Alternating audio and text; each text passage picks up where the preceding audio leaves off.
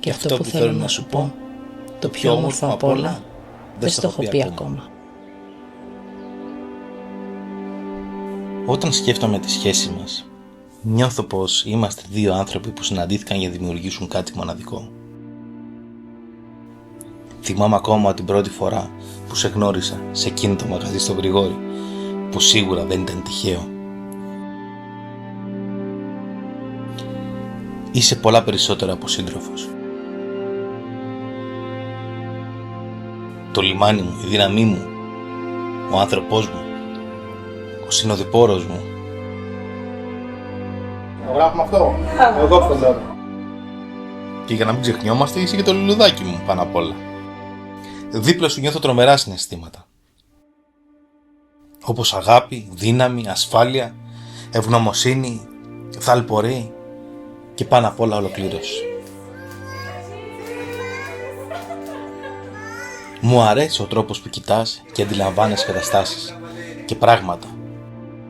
Μου αρέσει που με στηρίζεις σε όλες τις εκφάνσεις της ζωής, θέλοντας να με κάνεις να προοδεύσω.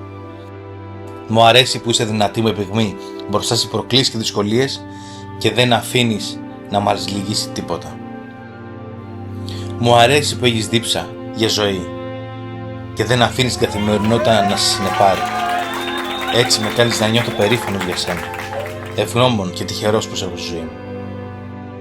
Σου υπόσχομαι για την υπόλοιπη ζωή μας, θα σε φροντίζω, θα σε προσέχω και θα προσπαθώ συνέχεια να σε κάνω ευτυχισμένη και χαρούμενη. Θέλω η ζωή μας να είναι γεμάτη χαμόγελα, όνειρα, ταξίδια και όμορφες στιγμές. Γιατί όπως συνηθίζουμε να λέμε, η πιο όμορφη θάλασσα είναι αυτή που δεν έχουμε ταξιδέψει ακόμα. Τις πιο όμορφες μέρες δεν τις έχουμε ζήσει ακόμα. Και αυτό που θέλω να σου πω, το πιο όμορφο, δεν στο έχω πει ακόμα.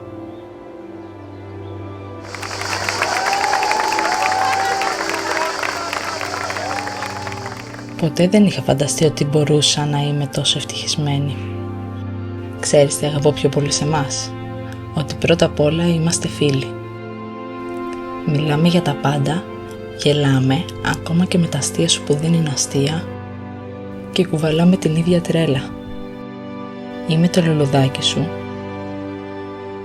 και είμαι τυχερή που ξέρεις να μαγειρεύεις, γιατί αλλιώς θα ζούσα μόνο με γάλα και cornflakes. Μεγαλώνουμε μαζί. Βάζουμε στόχους, έχουμε κοινά όνειρα και μαζί σου μπορώ να είμαι πάντα ο εαυτός μου. Όταν τα πράγματα δυσκολεύουνε, ο ένας στηρίζει τον άλλον και γινόμαστε πιο δυνατοί.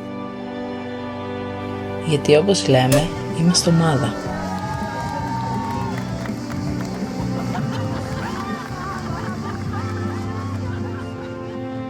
Και αυτό που έχουμε δεν μένει ίδιο. Εξελίσσεται, βαθαίνει και ομορφαίνει. Κάτι που δεν πρέπει να ξεχνάμε είναι ότι τις πιο όμορφες μέρες μας δεν τις έχουμε ζήσει ακόμα.